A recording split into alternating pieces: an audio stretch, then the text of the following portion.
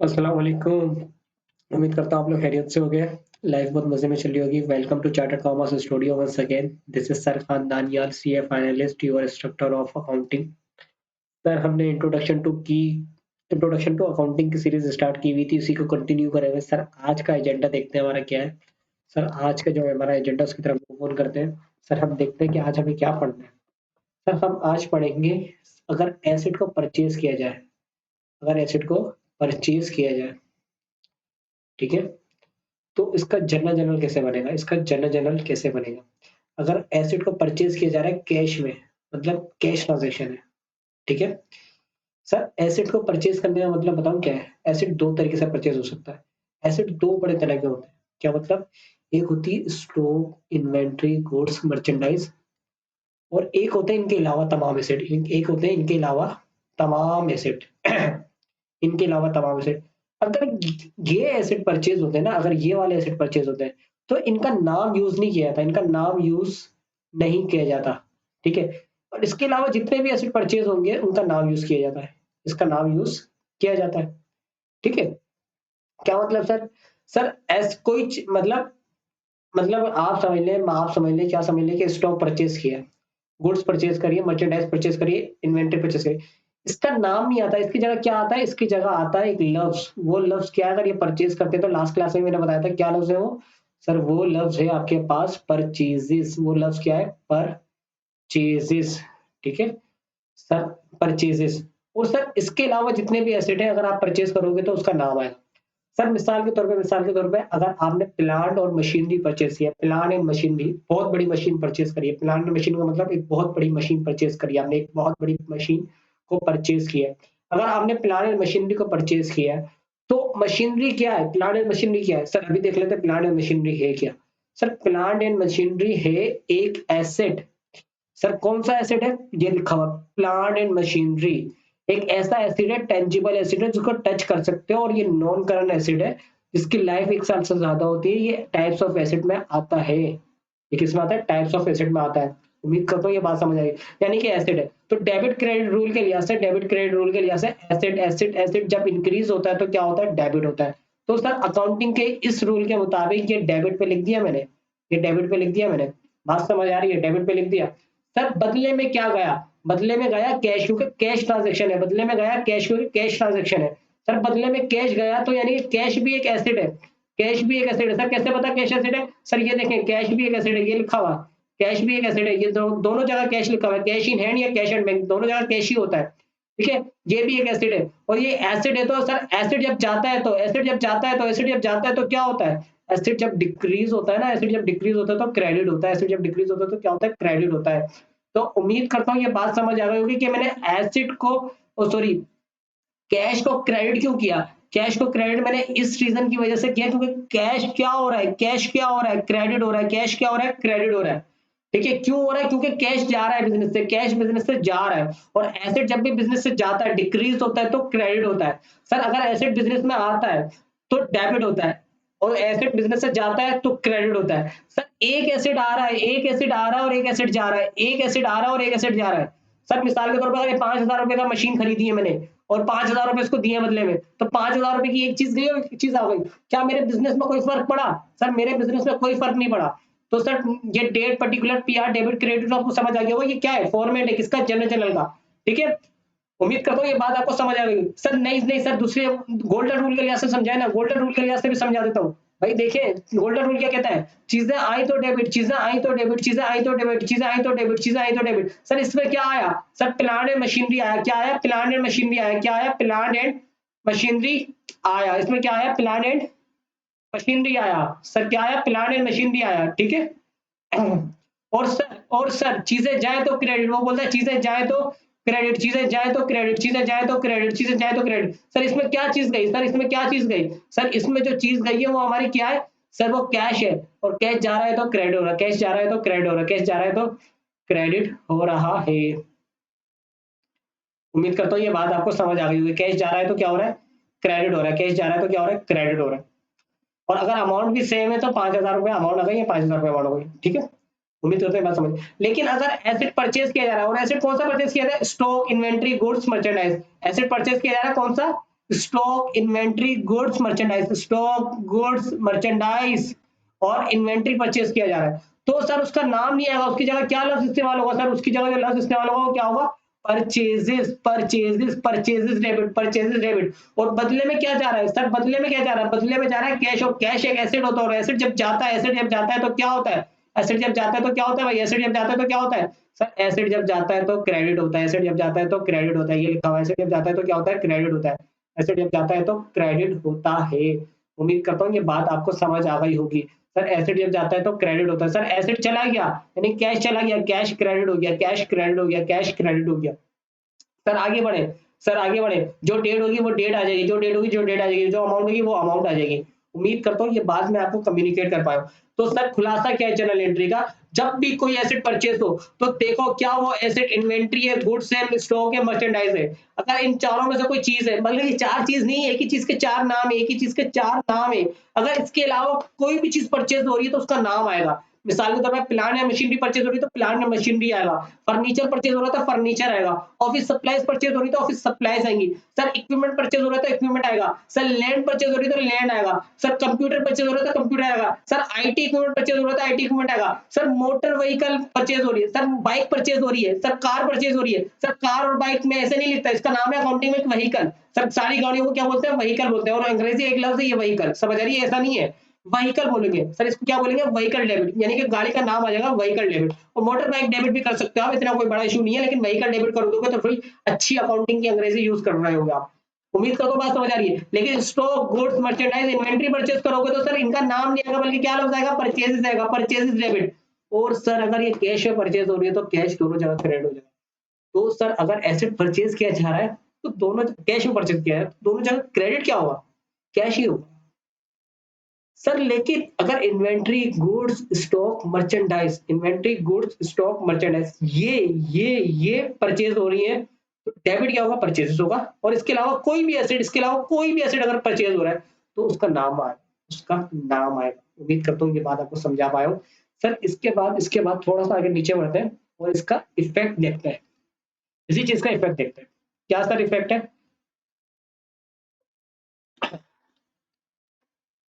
अगर मैं आपको इसका इफेक्ट दिखाने की कोशिश करूं सर सर मैंने कहा कि मशीन प्लांट या मशीनरी आई 5,000 से, सही है, और कैश चला गया 5,000 रुपए, ठीक है सर। एक एसिड आया और एक एसिड गया, कोई बिजनेस में कोई फर्क पड़ा सर, कोई भी फर्क नहीं पड़ा सर। 5,000 रुपए मैंने एक बंदे को दिए और 5,000 रुपए उससे बंदे से वापसी ले लिया, कोई फर्क नहीं पड़ा।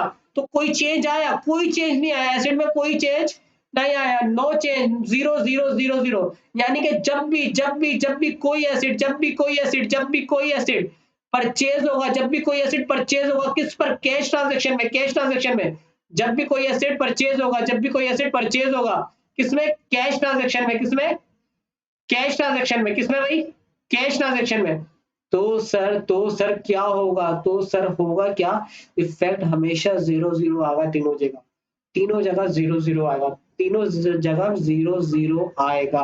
उम्मीद करता हूँ ये बात मैं आपको कम्युनिकेट कर पाया हूँ सर। क्योंकि 5,000 से प्लांट मशीनरी अगर 5,000 रुपए चले गए, कोई इफेक्ट नहीं पड़ा इससे। 5,000 रुपए बिजनेस में आए और 5,000 रुपए बिजनेस चले, कोई इफेक्ट नहीं पड़ा। जितने के एसिड थे उतने के एसिड रहे, जितने के एसिड थे उतने के एसिड है। पहले 5,000 रुपए पड़े हुए थे, अब वो 5,000 की जगह क्या पड़ा हुआ है, प्लांट एंड मशीनरी पड़ा हुआ है। समझ आ रही है। बिल्कुल इसी तरह 5,000 रुपए की इन्वेंट्री खरीदी सर, 5,000 रुपए की इन्वेंट्री खरीदी यानी कि परचेजेस करी, तो परचेजेस का मतलब इन्वेंट्री खरीदा ना, इन्वेंट्री खरीदी, गुड्स खरीदी, स्टॉक खरीदा, मर्चेंडाइज खरीदी, तो 5,000 की वो पड़ी नहीं होंगी बिजनेस में, यानी कि वो एसिड है। वो क्या है, वो एसिड है। और वो सर उसके बदले में 5,000 रुपए चलेगा, यानी कि 5,000 रुपए की इन्वेंट्री आ गई और कैश 5,000 रुपए चले गए, कोई इफेक्ट नहीं आया, कोई इफेक्ट नहीं आया। इससे पहले मैंने कैपिटल का आपको बताया था इफेक्ट, इससे उसके बाद मैंने आपको ड्राइंग का इफेक्ट बताया था, दोनों तरह की ड्राइंग का इफेक्ट बताया था। और अब मैं आपको एसिड की परचेज का इफेक्ट बता रहा हूँ। जब ये सारी चीजें आपस में कनेक्ट होंगी ना, जब पूरा सवाल कंबाइन होकर आएगा, जब आपको पता चलेगा इसकी क्या लॉजिक है। उम्मीद करता हूँ ये बात समझ आ गई होगी सर। थोड़ा सा और आगे बढ़ते हैं, दूसरा वाला इफेक्ट में बता दें सर। सर मैं कह रहा हूँ कि अगर कोई भी एसिड परचेज हो रहा है, कोई भी एसिड परचेज हो रहा है, other than inventory, stock, merchandise, इनके अलावा कैश पे कोई भी एसिड परचेज हो रहा है, किनके अलावा, इनके अलावा, और किस पर हो रहा है, कैश पर हो रहा है सर। एसिड एसिड आएगा, लायबिलिटीज आएंगी, कैपिटल आएगा। ये तो अकाउंटिंग इक्वेशन है ना भाई, ये क्या अकाउंटिंग इक्वेशन है ये। सर एसेट में आपके पास कैश की कोई ना कोई अमाउंट सवाल में गिवन होगी, सवाल में कोई ना कोई अमाउंट गिवन होगी, और एसेट में आप जो एसिड आया उसका नाम लिखोगे, और इस सवाल में हमारे पास क्या आया था, प्लांट या मशीनरी आया था, वो मैंने लिख दिया। सर पहले से कुछ ना कुछ कैश बिजनेस में होगा, उसमें से वो कैश माइनस कर दूंगा जो मैंने प्लांट या मशीनरी के लिए दिया, फिर कोई ना कोई कैश बच गया होगा। क्या मतलब सर, 10,000 रुपए बिजनेस से पहले से बढ़े हुए थे, 3,000 रुपए का मैंने प्लांट या मशीनरी खरीदा, तो 7,000 रुपए रहेगा ना, 7,000 रुपए रहेगा। बात समझ आ रही है सर? बिजनेस में प्लांट या मशीनरी पहले से हो भी सकती है और नहीं भी हो सकती, अगर नहीं है तो जीरो होगी। अगर पहले से कोई मशीन पड़ी हुई है, मिसाल के तौर पर 3,000 रुपए की, नहीं सॉरी अमाउंट सेम हो जाएगी, कि मशीन पड़ी हुई है ऑलरेडी 4,000 रुपए की पहले से, ये भी हो सकता है, ये भी हो सकता है, और दोबारा मशीन आई 3,000 की, और ये 3,000 की, मैं दोनों केस बता रहा हूँ, ये भी हो सकता है और ये भी हो सकता है। ठीक है, दोबारा से सर बहुत गंदा लिखना है, बहुत टेढ़ा मेढ़ा लिख रहा है, लिखा नहीं जाता बेटा। सर मैं कह रहा हूँ कि अगर प्लांट मशीनरी था ही नहीं, तो 3,000 रुपए की चीज आई और 3,000 रुपए की चीज चली गई, तो सर यहाँ पे 3,000 हो गए। सर देखिए 7,000 और 3,000 10,000, एसिड के इसी साइड पे इज इक्वल टू के इसी साइड पे 3,000 रुपए प्लस हुए और 3,000 रुपए माइनस हो गए, तो क्या इफेक्ट पड़ा अकाउंटिंग इक्वेशन में? कोई इफेक्ट नहीं पड़ा सर। लेकिन अगर कोई पहले से कोई मशीनरी पड़ी हुई हो, तो मिसाल के तौर पर मैं बोल रहा हूँ 4,000 रुपए की मशीन पड़ी हुई थी, 3,000 की और आ गई, तो सर 7,000 हो गए। कितने हो गए? 7,000 हो गए। सर पहले बिजनेस में था 10,000 का कैश, पहले बिजनेस में था 10,000 का कैश, और ये हो गया मशीनरी थी 4,000 की, तो टोटल 14,000 रुपए थे, टोटल 14,000 रुपए थे। अब बिजनेस से 3,000 रुपए कैश चला गया, बिजनेस से 3,000 रुपए कैश चला गया, अब बिजनेस में होगा कैश कितना? 7,000 रुपए। और सर मगर 3,000 से क्या आ गया, 3,000 से क्या आ गया? एसिड आ गया। कौन सा एसिड आ गया? प्लांट मशीनरी आ गया, और ये भी हो गया टोटल 7,000 रुपए, और 7 और 7 14 हो गए, 7 और 7 14 हो गए, 7 और 7 14 हो गए। समझ आई बात? सर दोबारा रिपीट करता हूँ, मुझे लगता है कि आपको समझ नहीं आया मैं क्या कह रहा हूँ, कि बिजनेस में शायद कुछ पड़ा हुआ है, बिजनेस में शायद कुछ पड़ा हुआ है, 4,000 रुपए का एसेट पड़ा है, तो पहले 10,000 रुपए थे और 4,000 रुपए के प्लांट मशीनरी पड़े हुए, टोटल कितने? 14,000 रुपए पड़े हुए थे।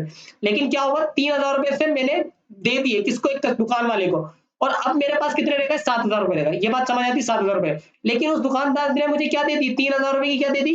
3,000 रुपए के प्लांट मशीनरी दे दी। तो सर मेरे पास यहाँ पे प्लांट मशीनरी कितने हो गया? 7,000 का हो गया। 7,000 ये, 7,000 ये, दोबारा 14,000 होगा, कोई चेंज नहीं आया, कोई चेंज नहीं आया, यही साबित करना चाह रहा हूँ। सर दोबारा क्या कह रहा है? बोल रहा भाई इन्वेंट्री परचेज हो रही है, ओ सॉरी एसिड परचेज हो रहा है, लेकिन अब कौन सा परचेज हो रहा है? सर एसिड परचेज हो रहा है, कौन सा परचेज हो रहा है? Inventory, stock, goods, merchandise. तो सर एसिड आएगा, सर क्या आएगा? एसिड आएगा, लायबिलिटीज आएंगी, कैपिटल आएगा। एसिड में कैश होगा कोई ना कोई, और मर्चेंडाइज इन्वेंट्री होगी, मर्चेंडाइज इन्वेंट्री होगी।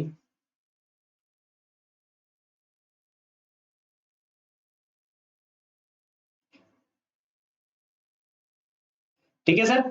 सर मर्चेंडाइज इन्वेंट्री, सर शायद कोई पहले से इन्वेंट्री कैश पड़ा हो, कैश होगा, जाहिर सी बात है, कैश दिया तो कैश होगा।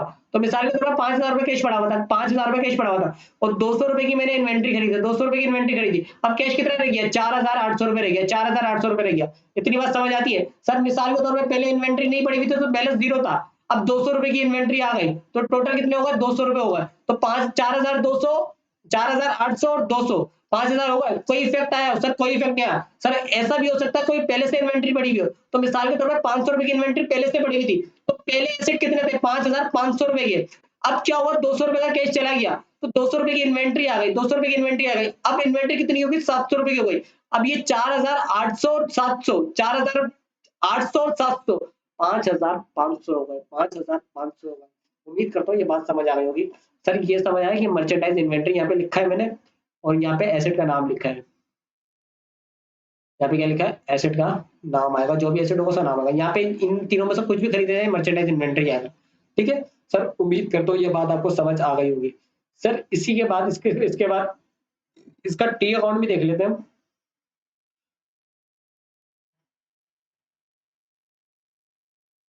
एसेट परचेज हुआ, एसेट परचेज हुआ, एसेट क्या हुआ? परचेज हुआ है। अब टी अकाउंट देख रहा हूँ मैं, एसेट परचेज हुआ, यानी कि कोई ना कोई एसेट आया है।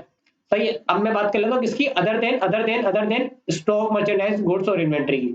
इसके नाम जो भी एसेट परचेज हुआ उसका जब टी अकाउंट बना रहा हुआ तो उसका नाम आएगा, उसका नाम आएगा, उसका नाम आएगा। सही है। और ये डेबिट होगा और ये क्रेडिट होगा। ठीक है।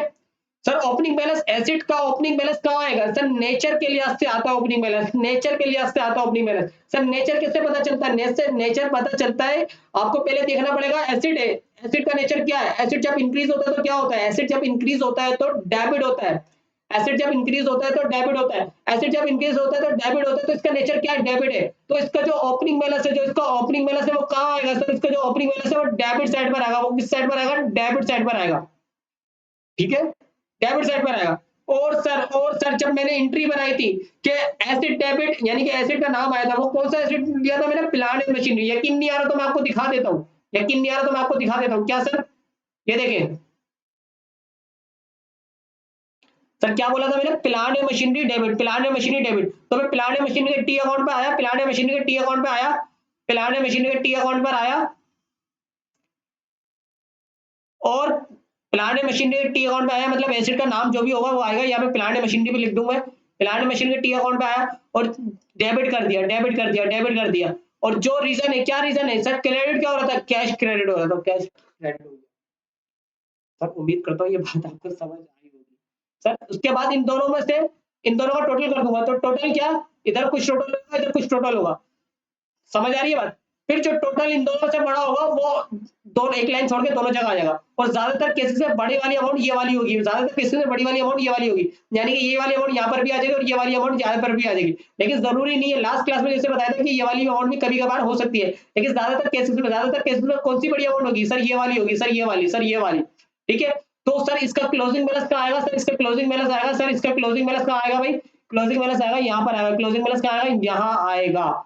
उम्मीद करता हूँ ये बात समझ आ रही होगी। और सर ये वाली अमाउंट और ये वाली अमाउंट हमेशा बराबर होगी, हमेशा बराबर होगी, ठीक है सर। उम्मीद करता हूँ ये मैं आपको कम्युनिकेट कर पाया हूँ, समझा पाया हूँ। बिल्कुल इसी तरीके से अगर आपने इन्वेंट्री एसेट परचेज किया, लेकिन कौन सा परचेज किया? Stock inventory merchandise, stock inventory merchandise purchase किया और कैश में परचेज किया, और कैश में परचेज किया, तो सर अब इनका नाम नहीं आएगा, अब इनका नाम नहीं आएगा। इसकी जगह क्या इस्तेमाल करता हूं मैं? इसकी जगह मैं इस्तेमाल करता हूँ क्या? परचेजेस। क्या इस्तेमाल करता हूँ? परचेजेस। ये डेबिट साइड हो गई, ये क्रेडिट साइड हो गई। अब परचेजेस का जब मैं देख रहा हूँ कि परचेजेस क्या है, परचेजेस एक खर्चा है, परचेजेस क्या है? एक खर्चा है। सर आप परचेजेस को खर्चा बोल रहे हैं, लेकिन आप यहाँ पे एसेट के अकाउंट में बना रहे हैं। हाँ यार बना रहा हूँ, आपके लेवल पे आप इसको खर्चा मानो या एसेट मानो, बात एक ही है। भाई इतना ज्यादा फर्क नहीं पड़ेगा। क्यों नहीं पड़ेगा? क्योंकि सर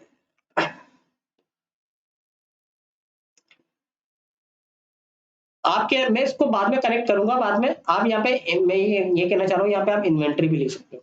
यहाँ पे आप क्या लिख सकते हो? इन्वेंट्री। आप परचेजेस नहीं लिखो, बल्कि आप यहाँ पे आप लिखो क्या? इन्वेंट्री, ठीक है, आपकी आसानी के लिए। परचेजेस नहीं लिखो, ठीक है। यहाँ पे आप इन्वेंट्री लिखो, कौन सी इन्वेंट्री लिखो? मर्चेंडाइज इन्वेंट्री लिखो, ठीक है। परचेजेस नहीं लिखना। अपने नोट्स में भी ये बात काट लेकर मर्चेंडाइज इन्वेंट्री लिख देना। एनीवे, लेकिन जब मैं स्पेशल चैनल में पढ़ाऊंगा तो मैं परचेजेस लिखवा रहा हूँ आपको। तो यहाँ पर मैं यहाँ पर बात कर दूं, देखो परचेजेस है ना, परचेजेस एक खर्चा है, लेकिन उस खर्चे को मैं जब, देखो बात सुनो, मैं एंट्री बनाता हूँ, पता नहीं आपको समझ आएगी या नहीं आएगी, लेकिन अभी समझ नहीं आया तो बाद में समझ आ जाएगी जब आप थोड़ा बहुत अकाउंटिंग की नॉलेज रख लेंगे। तो मेरा बेटा, मैं आपको क्या समझाने चाह रहा हूँ, ये देखें। सर जब परचेजेस होती है ना, तो मैं परचेजेस को करता हूँ डेबिट, परचेजेस को करता हूँ डेबिट, मिसाल के तौर पर 10,000 से, और कैश को करता हूँ क्रेडिट, अगर कैश गया तो, ठीक है। फिर मैं ये खर्चा हुआ, इस खर्चे की वजह से आया क्या? इन्वेंट्री आई, फिर मैं इन्वेंट्री को करता हूँ डेबिट, ठीक है, और परचेजेस को कर देता हूँ क्रेडिट 10,000 से, ठीक है। ऐसे होती है एंट्री, ऐसे बनती है एंट्री। सर मैं आगे जाके बताऊंगा कि परचेजेस खुद को खत्म कर देती है और किसको बढ़ा देती है? इन्वेंट्री को बढ़ा देती है। तो मैं इसलिए कह रहा हूँ, तो आप परचेजेस वो समझ लो, परचेजेस लिखो, बल्कि परचेजेस ही लिखो, यहाँ पर क्या लिखो? परचेजेस ही लिखो। बिना वजह आप कंफ्यूज हो गए आगे जाके, परचेजेस ही लिखो, ठीक है। तो परचेजेस एक खर्चा है, परचेजेस एक खर्चा है, परचेजेस एक खर्चा है, लेकिन खर्चे का नेचर क्या होता है? खर्चे का नेचर, खर्चा जब बढ़ता है तो क्या होता है? डेबिट होता है। सर खर्चा बोलो एसेट बोलो, बात एक ही है, इसका नेचर में कोई फर्क नहीं पड़ेगा। सर नेचर डेबिट होता है, तो इसका ओपनिंग बैलेंस डेबिट साइड पर आ गया। सर इसका बाद सर परचेजेस डेबिट हुई थी और कैश क्रेडिट हुआ था, तो परचेजेस के टी अकाउंट पर आया, परचेजेस के टी अकाउंट पर आया, और मेरे परचेजेस के टी अकाउंट पे आने के बाद, परचेजेस के टी अकाउंट पे आने के बाद डेबिट साइड पे एक अमाउंट लिखी और इसका रीजन लिखा कैश। फिर इन दोनों का टोटल किया, जो टोटल इधर भी आया, जो टोटल इधर भी आया, इन दोनों से जो बड़ा टोटल आया वो मैंने दोनों जगह छाप दिया, वो मैंने दोनों जगह छाप दिया। फिर क्लोजिंग बैलेंस कहाँ आ गया मेरे पास, क्लोजिंग बैलेंस यहाँ आ गया। उम्मीद करता हूँ ये बात आपको समझ आई होगी। तो सर हमने एसेट को परचेज करना देखा कैश में, उसके हमने सब चीजें पढ़नी, एंट्री बना ली, टी अकाउंट बना लिया, ट्रायल मतलब ट्रायल बैलेंस इतना मुश्किल नहीं है। ट्रायल बैलेंस में आपको लॉजिक क्या याद करनी है, जहां से क्लोजिंग जो क्लोजिंग बैलेंस उठाया, जिस साइड पर आया, जिस साइड पर आया उसकी अपोजिट साइड पे लिख दूंगा, जिस साइड पर आया उसकी अपोजिट साइड पर लिख दूंगा। सिर्फ ट्रायल बैलेंस में ये देखना है आपको, ठीक है। उम्मीद करता हूँ ये बात मैं आपको समझा पाया हूँ, ठीक है सर। सर आगे बढ़ते हैं, आगे बढ़ते हैं, आगे बढ़ते हैं। और सर दूसरी ट्रांजेक्शन देखते हैं। सर लेक्चर की ड्यूरेशन शायद थोड़ी बड़ी हो जाए, लेकिन ये मैं आपको एक साथ सारे कवर कराऊंगा। इसका रीजन ये ताकि आपको पता चले। सर कैश में एसेट परचेज कर लिया, जरूरी तो नहीं कैश में परचेज करेंगे, क्रेडिट में परचेज हो सकता है। तो सर अब देखते हैं क्या एसेट क्रेडिट में परचेज हो रहा है, एसेट किस पे परचेज हो रहा है, एसेट हो रहा है परचेज क्रेडिट पे, सही है, क्रेडिट पे परचेज हो रहा है एसेट। तो अदर देन स्टॉक मर्चेंडाइज और इन्वेंट्री, अगर एसेट क्रेडिट में परचेज हो रहा है तो सर जो एसेट परचेज हुआ है, लेकिन किसके अलावा, other than stock inventory goods और मर्चेंडाइज, इनकी अकाउंटिंग थोड़ी अलग तरीके से होती है, इनकी अकाउंटिंग थोड़ी अलग तरीके से होती है। सर इसको मैं बोलूंगा, इसको मैं बोलूंगा, इसको मैं बोलूंगा क्या, प्लांट मशीनरी डेबिट, यानी कि जो एसेट आ रहा है उसका नाम के साथ डेबिट कर दो, जो एसेट आ रहा है उसका नाम के साथ डेबिट कर दो, सही है। और क्रेडिट कर दूंगा, और क्रेडिट कर दूंगा किसको, और क्रेडिट कर दूंगा किसको, अकाउंट्स पेबल को। सर अकाउंट्स पेबल को क्रेडिट कर दूंगा। सर इसकी लॉजिक तो आपने बताई दिया, हमने सिर्फ डेबिट और क्रेडिट बता दिया। सर देखो प्लांट मशीनरी क्या है, प्लांट मशीनरी क्या है आपके पास, प्लांट मशीनरी आपके पास एसिड है, प्लांट मशीनरी क्या है, एसिड है। प्लांट मशीनरी एसिड है, तो एसिड जब आता है तो डेबिट होता है, बिजनेस में एसिड आया है, बिजनेस में एसिड आया तो डेबिट हुआ, बिजनेस में एसिड आया तो डेबिट हुआ, बिजनेस में जब एसिड आया तो डेबिट हुआ। और सर अकाउंट्स पेबल क्या होता है, अकाउंट्स पेबल क्या होता है, सर अकाउंट्स पेबल होता है आपके लिए लाइबिलिटी, अकाउंट्स पेबल होता है आपके लिए लाइबिलिटी। सर अकाउंट्स पेबल की अगर मैं आ, ये देखें, अकाउंट्स पेबल क्या है, करंट लाइबिलिटी जिसकी जिंदगी 1 साल तक की होती है, और ये लाइबिलिटीज है, सही है। ये लाइबिलिटीज है, जिम्मेदारी आपको पैसे देना, आपने उधार पे परचेज किया, आपके ऊपर जिम्मेदारी है आपको इसके परचेज पैसे देने, इसके पैसे देने। और सर अकाउंट्स पेबल की डेफिनेशन भी पढ़ाई थी, अगर क्विक रिकैप करें, अगर क्विक रिकैप करें, सर क्या पढ़ाई थी, सर क्या पढ़ाई थी, बताता हूँ।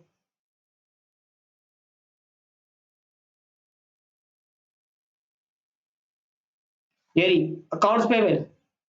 क्या है अकाउंट्स पेबल का मतलब, सर अकाउंट्स पेबल का मतलब है are amounts, are amounts, accounts payable एक ऐसी अमाउंट है, आप business owes to its supplier for goods और सर्विसेज परचेज ऑन क्रेडिट, यानी कि गुड्स भी हो सकते हैं, एसेट भी हो सकते हैं। यहाँ पे गुड्स का मतलब एसेट भी हो सकते हैं। एसेट आपने परचेज किया किस पर, क्रेडिट पर, तो क्रेडिट पे तो परचेज किया, जब भी तो अकाउंट्स पेबल आया है, जब भी तो अकाउंट्स पेबल आया है, बात समझ आ रही है, जब भी तो अकाउंट्स पेबल आया है। अब मेरी बात सुनिएगा आप, काम गया, सॉरी, अकाउंट्स पेबल क्रेडिट, मेरी बात सुनिएगा। अकाउंट्स पेबल का मतलब होता है किसी ना किसी के पैसे देने आप, लेकिन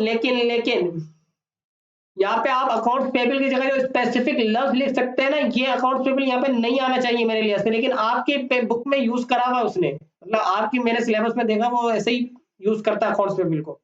अकाउंट्स पेबल है ना, जब आप ये चीजें उधार पे खरीदते हो, ये चीजें, ये चारों चीजें उधार पे खरीदते हो तो अकाउंट्स पेबल आता है। इसके अलावा यानी कि इसके अलावा कोई भी चीज आप उधार पे खरीदते हो क्रेडिट पे, तो सर अकाउंट्स पेबल नहीं आता, पेबल टू सप्लायर आता है। क्या आता है, पेबल टू सप्लायर, के इस सप्लायर को पे करने, इस सप्लायर को पे करने, समझ आ रही है, पेबल टू सप्लायर उसका नाम आ जाता है, पेबल टू सप्लायर आ जाता है। तो अकाउंट्स पेबल स्पेसिफिक यूज होता है ऑर्डिनरी कोर्स ऑफ बिजनेस के उधार परचेजेस पर, ठीक है, उधार परचेजेस पर। तो आपकी बुक में अकाउंट्स पेबल लिखा हुआ है, आप अकाउंट्स पेबल भी लिखोगे तो कोई मसला नहीं है, दोनों का मतलब एक ही है, लेकिन for the sake of in completeness बता रहा हूं कि आपको ऐसा होना चाहिए, लेकिन ऐसा होता नहीं है, सही है। अकाउंट्स पेबल क्रेडिट हो रहा है, उम्मीद करता हूं बात समझ आ गई होगी। सर अगर एसेट परचेज हो रहा है कौन सा, stock merchandise inventory goods, stock merchandise inventory goods, तो क्या होगा सर, तो क्या होगा सर, तो कुछ भी नहीं होगा, कि जैसे हमने पहली एंट्री बनाई थी वैसे ही बनाएंगे। क्या सर, सर डेबिट कर देंगे परचेजेस को, परचेजेस को डेबिट कर देंगे, परचेजेस को क्यों डेबिट करेंगे, क्योंकि इनका नाम नहीं आता, इनकी जगह क्या आता है, परचेजेस आता है। और एसेट जब भी आता है तो क्या होता है, डेबिट होता है, एसेट जब भी आता है तो क्या होता है, डेबिट होता है। तो ये परचेजेस डेबिट्स और अकाउंट्स पेबल क्रेडिट, और accounts payable credit, accounts payable credit. उम्मीद करता हूँ ये बात समझ आ गई होगी आपको। Accounts payable credit. Purchases debit कैसे हुई है? परचेजेस डेबिट, परचेजेस आप एसेट के पॉइंट ऑफ व्यू से सोचो या खर्चे के पॉइंट ऑफ व्यू से सोचो। सर इन्वेंट्री एसिड है, इन्वेंट्री एक एसिड है, लेकिन इसको परचेजेस बोलते हो आप। और परचेजेस एक खर्चा होती है। इन्वेंट्री एसिड है, लेकिन जो आपने परचेज किया वो खर्चा हुई है। परचेजेस अपने आप को मार के इन्वेंट्री बना लेती है। समझ नहीं पा रहे? पता नहीं समझ पा रहे हो या नहीं समझ पा रहे? मैं कह रहा हूँ पहली एंट्री जो बनती है ना जब आप परचेज करते हो कोई भी गुड्स, मतलब एक सब्जी वाले ने सब्जी परचेज करी तो बोलेगा परचेजेस डेबिट, क्योंकि खर्चा किया उसने, और कैश क्रेडिट। ठीक है, अमाउंट आ जाएगी। फिर वो बोलेगा इस खर्चे करने से मेरे पास एक वो आ गया, क्या आ गया? स्टॉक आ गया, यानी कि इन्वेंट्री आ गई। तो स्टॉक डेबिट यानी कि इन्वेंट्री डेबिट। मिसाल के तौर पर सर इन्वेंट्री क्या, स्टॉक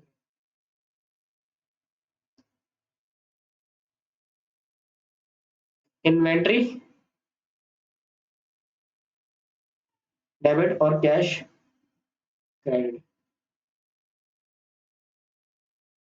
सही है। ओ सॉरी, कैश नहीं, सॉरी सॉरी, मेरे पास रेजर है, मैं क्यों काट रहा हूँ? कैश नहीं, क्या? Purchases credit. ऐसे होते हैं। ठीक है सर, परचेजेस एक खर्चा है, परचेजेस एक खर्चा है। ठीक है, लेकिन आपकी इंफॉर्मेशन के लिए मैं सिर्फ परचेजेस को एसेट मान रहा हूँ, आपको समझाने के लिए मान रहा हूँ। ठीक है, आपसे कोई पूछे परचेज किया, आप बोलोगे खर्चा है। परचेजेस अपने आप को खत्म करती है और क्या कहते हैं, इन्वेंट्री को पैदा करती है। अब देखें यार, ये है ना एक अजीब सा मतलब वो है, परचेजेस का डी अकाउंट अलग बनता है, इन्वेंट्री का डी अकाउंट अलग बनता है। तो ये बहुत सारी बातें जो मैं आपको इस लेवल पे सब कुछ नहीं बता सकता। अभी आप इस लेवल पे ये समझ लें कि परचेजेस क्या है, परचेजेस एसेट है। ठीक है, और सर इसकी वजह से सिर्फ आपका ये कॉन्सेप्ट गलत होगा कि आपने परचेजेस को एसेट मान लिया। बाकी डेबिट और क्रेडिट रूल तो सेम है, बाकी हर जगह सेम चीजें रहेंगी। समझ आ रही है? बाकी हर जगह सेम चीजें रहेंगी। उम्मीद करता हूँ ये बात आपको समझ आ गई, लेकिन परचेजेस एक खर्चा, याद रखिएगा। सर यानी कि अगर मैं कंप्लीट करूं जनरल जनरल को, एसेट परचेज कर रहा हूं मैं, चाहे कैश पे करूं चाहे क्रेडिट पे करूं। अगर asset inventory stock goods merchandise के अलावा है तो उसका नाम आएगा डेबिट हो जाएगा वो, उसका नाम आएगा वो डेबिट हो जाएगा, क्योंकि चीजें आती है तो डेबिट होती है। ठीक है, अगर inventory goods stock merchandise purchase करिए, चाहे कैश पे करिए चाहे उधार पे करिए, मुझे नहीं पता भी, मैं सिर्फ ये बोल रहा हूँ। तो सर इनका नाम की जगह परचेजेस आएगा, इनका नाम की जगह परचेजेस आएगा, ये भी बात मान ली। ये कैश पे भी होगा क्रेडिट में भी। लेकिन अगर मैंने कैश पे परचेज की होगी तो क्रेडिट साइड पे दोनों एंट्री में, चाहे मैं इन्वेंट्री परचेज करूँ या इन्वेंट्री के अलावा कोई भी चीज परचेज करूँ, कैश क्रेडिट होगा। और अगर उधार पर है तो सर अकाउंट्स पेबल क्रेडिट होगा, ये समझाना चाह रहा हूँ। अकाउंट्स पेबल क्रेडिट होगा। उम्मीद करता हूँ ये बात मैं आपको कम्युनिकेट कर पाया हूँ, आपको ये समझा पाया हूँ। सर इसका इफेक्ट भी देख लेता अकाउंटिंग इक्वेशन पे। अकाउंटिंग इक्वेशन पे इसका इफेक्ट क्या पड़ेगा? अकाउंटिंग इक्वेशन पे इसका इफेक्ट पड़ेगा क्या? सर ये देखें भाई, एसेट परचेज हुआ किस पर? एसिड परचेज हुआ उधार पर। सर एसिड परचेज हुआ है उधार पर। ठीक है सर, यानी कि एसिड में एसिड आया है, प्लांट एंड मशीनरी आई है, प्लांट एंड मशीनरी आई है, या इन्वेंट्री आई है, इन्वेंट्री आई है। सर ये प्लस हुई है और ये एसिड होती है, ये क्या होती है? एसिड्स होती है। उम्मीद करता हूँ ये बात समझ आई होगी, एसिड प्लस हुई है। सर लेकिन इसके बदले में कोई एसिड गया नहीं है, कैश गया नहीं है, कैश जाता तो जीरो हो जाता। लेकिन क्या आया है सर? क्या आया है सर? लाइबिलिटी भी आई है सर, इज इक्वल टू है, यहाँ पे इज इक्वल टू है, या तो इस साइड पे इफेक्ट आएगा या तो इस साइड पर इफेक्ट आएगा, दोनों साइड में इफेक्ट नहीं आ सकता। समझ आ रही है मैं क्या कहना चाह रहा हूँ? यहाँ अगर यहाँ पे कोई चीज प्लस हो रही है तो यहाँ पे चीज प्लस होगी, यहाँ पे जीरो होगी। यहाँ पे कोई चीज प्लस हो रही है तो यहाँ पे जीरो होगी, तो यहाँ पे प्लस हो रही होगी। ठीक है, यहाँ पे कोई चीज माइनस हो रही है तो यहाँ पे माइनस हो रही होगी, यहाँ पे जीरो होगी। यहाँ पे कोई चीज माइनस हो रही है तो यहाँ पे जीरो होगी, यहाँ पे माइनस होगी, क्योंकि ये एक ही साइड है, ये एक ही साइड है। समझ आ रही है? एक ही साइड के दो हिस्से हैं। अगर यहाँ पे कोई चीज जीरो, अगर यहाँ पे कोई चीज जीरो है, दोबारा से मिटा के करता हूँ।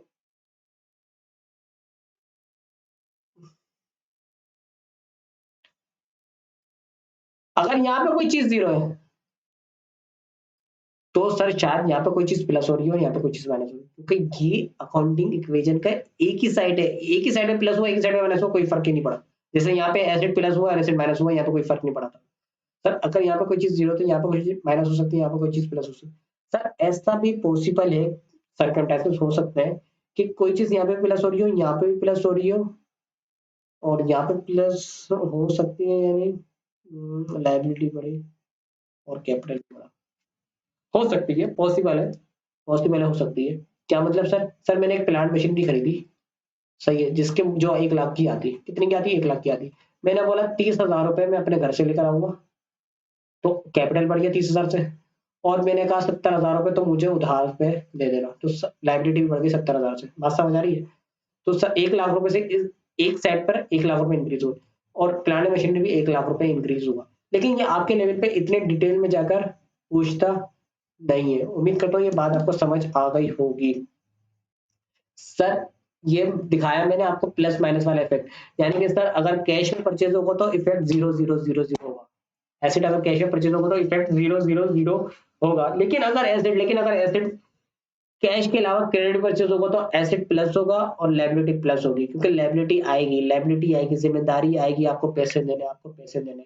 उम्मीद करता हूँ ये बात आपको समझ आ गई होगी। सर इसी तरीके से सर मैं क्रेडिट ट्रांजेक्शन का दूसरा वाला इफेक्ट दिखाऊंगा आपको। तो दूसरा वाला इफेक्ट क्या कह रहा है? मतलब क्रेडिट ट्रांजेक्शन है भाई, क्रेडिट ट्रांजेक्शन है। और परचेज किया आपने क्या? Other than inventory stock goods. तो सर जो एसिड आया उसका नाम आ जाएगा, सर उसका क्या आ जाएगा? नाम आ जाएगा। ठीक है, एसेट का नाम आ जाएगा। और यहाँ पे प्लांट एंड मशीनरी परचेज किया तो प्लांट एंड मशीनरी साल के। तो लाइबिलिटीज, सर लाइबिलिटीज में अकाउंट्स पेबल आ जाएगा, क्योंकि सर इधर मैं नाम लिखता हूँ हेड्स के, सही पर्टिकुलर्स में नाम लिखता हूँ यहाँ पर। यहाँ पे एसेट का नाम आ जाएगा, जिसमें यहाँ पे एसेट परचेज किया मिसाल के तौर पर प्लांट एंड मशीनरी, तो प्लांट एंड मशीनरी आ गया। यहाँ पे अकाउंट्स पेबल आ गया, कैपिटल में कोई इफेक्ट नहीं आया। सर जो अमाउंट होगी वो इस अमाउंट पे भी आ जाएगा, और सर वो इधर भी अमाउंट आ जाएगी। सही है। हम्म।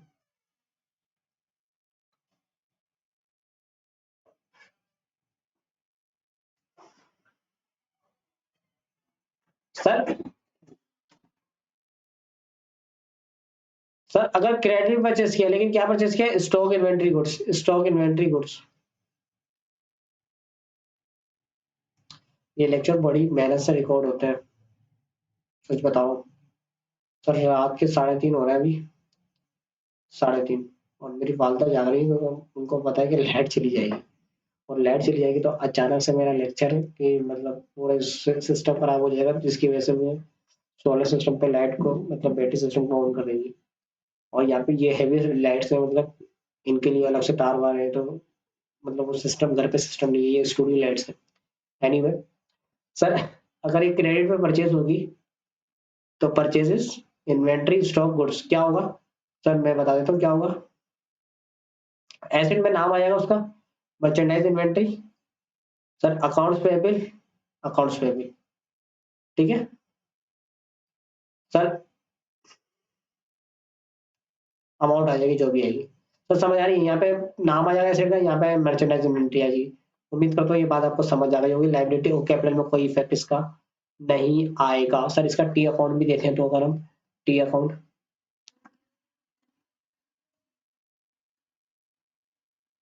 एसेट परचेज हुआ है, लेकिन अब एसेट जो परचेज हुआ है ना लाला, वो किस पे हुआ है? वो टी अकाउंट बना हुआ है उसका, other than stock goods merchandise पे। लेकिन किस पे हुआ है? क्रेडिट पे हुआ है।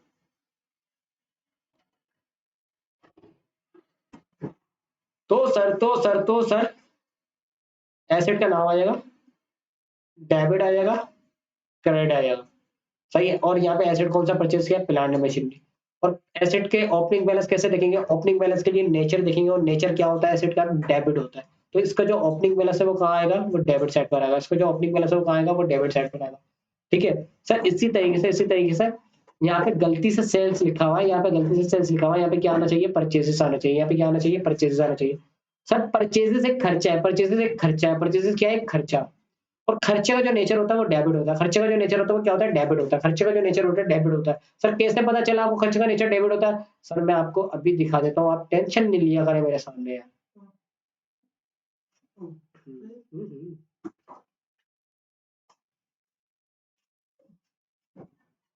खर्चे का जो नेचर होता है वो डेबिट होता है।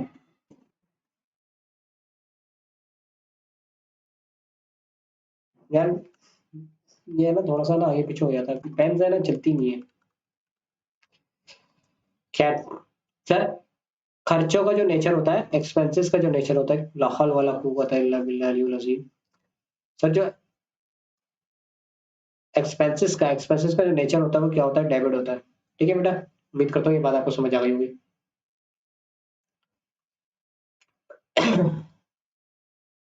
तो सर इसलिए मैंने यहाँ पे इसको डेबिट पे लिखा। एंट्री क्या बनाई थी, प्लांट मशीनरी डेबिट और accounts payable credit, plant machinery debit और अकाउंट्स पेबल क्रेडिट। तो सर प्लांट मशीनरी डेबिट, तो प्लांट मशीनरी के टी अकाउंट पर आया, प्लांट मशीनरी के टी अकाउंट पर आया, डेबिट साइड पे लिखे वो अमाउंट जो अमाउंट सवाल में एंट्री में आ रही थी, और रीजन में लिखा अकाउंट्स पेबल। ठीक है, रीजन में क्या लिखा, अकाउंट्स पेबल। इसी तरीके से अगर इन्वेंट्री परचेज करिए तो इन्वेंट्री परचेजेस डेबिट हुई है और अकाउंट्स पेबल क्रेडिट हुआ। तो परचेजेस के टी अकाउंट पर आया, डेबिट साइड पर वो अमाउंट लिखी और रीजन लिखा अकाउंट्स पेबल। फिर इन दोनों में से जिसका टोटल बड़ा आया उस टोटल को, पहले इन दोनों का टोटल किया, सॉरी इन दोनों का टोटल किया, इसका टोटल किया, इसका टोटल किया, फिर इसका और इसका जो टोटल में से बड़ा आया उस टोटल को यहाँ पर यहाँ पे छापा एक लाइन छोड़ के, और फिर क्लोजिंग बैलेंस निकाल लिया, और 99% क्लोजिंग बैलेंस यहाँ पर ही आएगा। 99% क्लोजिंग बैलेंस यहाँ पर ही आएगा, क्योंकि हर एसेट का क्लोजिंग बैलेंस यहाँ पर आता है, हर एक्सपेंस का क्लोजिंग बैलेंस यहाँ पर आता है, हर ड्राइंग का क्लोजिंग बैलेंस यहाँ पर आता है। सर इसका भी साथ यही करेंगे, जो ये टोटल आया, ये टोटल आया, इसमें से जो टोटल बड़ा आया उस दोनों टोटल को यहाँ पे लिख देंगे, और जो क्लोजिंग बैलेंस होगा वो यहाँ पर आ जाएगा। सर आप अकाउंट्स पेबल का नहीं बना रहे, अकाउंट्स पेबल का भी बना के दिखा देता हूँ मैं आपको। ये देखिए अकाउंट्स पेबल का। सर अकाउंट्स पेबल क्या है, सर अकाउंट्स पेबल है लायबिलिटी। सर क्या बात कर रहे हैं, अकाउंट्स पेबल लायबिलिटी आपको कैसे पता, तो ये देख, ये देख,